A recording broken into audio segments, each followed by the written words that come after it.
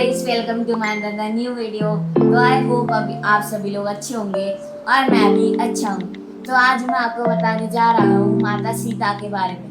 हिंदू पौराणिक इतिहास श्राप और वरदान जैसी कहानियों से भरा हुआ है। इस लेख में भी मैं आपको ऐसी ही कथा के बारे में सुनाने जा रहा हूँ जो माता सीता के 5 दिए हुए श्राप के बारे में जुड़ी हुई है। तो इस कथा के अनुसार भगवान श्री राम और उनके भाई लक्ष्मण और उनकी पत्नी सीता के वनवास जाने की बात सभी लोग जानते हैं। इस बात से अयोध्या वासी काफी दुखी थे।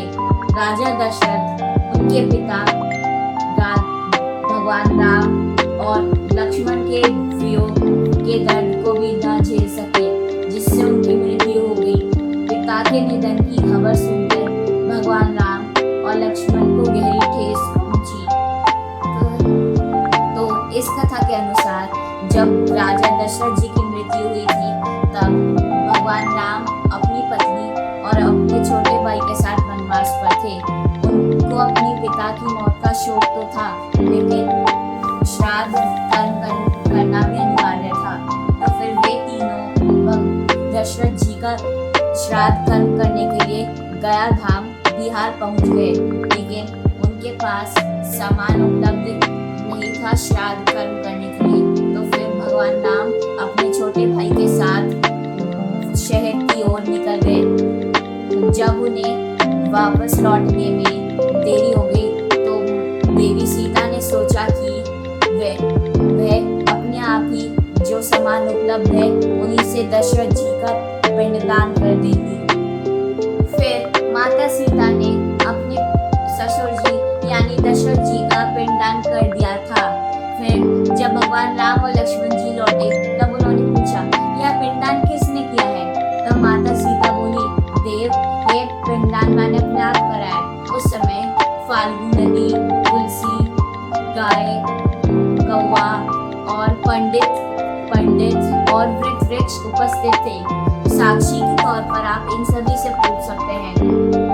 और जब भगवान राम और लक्ष्मण जी ने इन सब से पूछा, तब तुलसी, कौवा, गाय, फाल्गु नदी और पंडित ने झूठ बोल दिया और सच बोलने से इनकार कर दिया।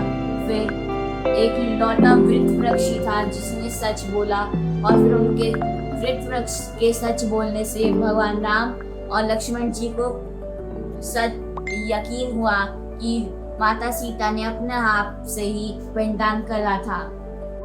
तो अब हम बात करेंगे उन श्रापों के बारे में जिनको माता सीता ने दिया था। सबसे पहला, गाय। माता सीता ने गाय को यह श्राप दिया कि वह पूज्य होकर भी लोगों का बचा हुआ खाना खाएगी, और कलयुग में लोग उसकी पीछे वाले हिस्से की ही पूजा करते हैं। तुलसी का फूल। तुलसी के फूल को यह श्राप मिला कि उसे पूजा में कहीं स्थान नहीं मिलेगा। फाल्गु नदी को यह श्राप मिला कि वह बस नाम की नदी रहेगी, उसमें पानी नहीं रहेगा, जिससे वह आज तक सूखी पड़ी हुई है। फिर कौवा को यह श्राप मिला कि वह लड़ झगड़ कर ही खाना खाएगा, इसलिए वह आज तक अकेला खाना नहीं खाता है। और आखिर में पंडित को यह श्राप मिला कि उसकी धन की भूख नहीं मिटेगी और उसे संतोष नहीं मिलेगा। अब हम वरदान की बात करेंगे जिसको माता सीता ने दिया था।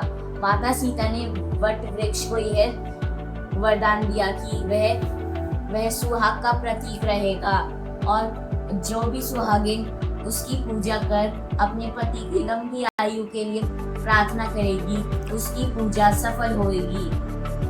तो यह थी कथा माता सीता के पिंडदान के समय की, जब उन्होंने कौवा, तुलसी के फूल, फाल्गु नदी, गाय और पंडित को श्राप दिया था, क्योंकि वह क्रोधित हो गई थी उनके झूठ बोलने से।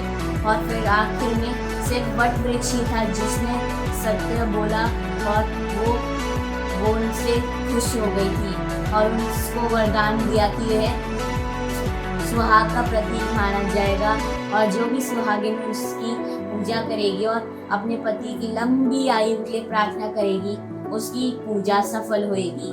तो फिर आई होप आपको मेरी वीडियो अच्छी लगी होगी, तो like, share and subscribe. Thank you.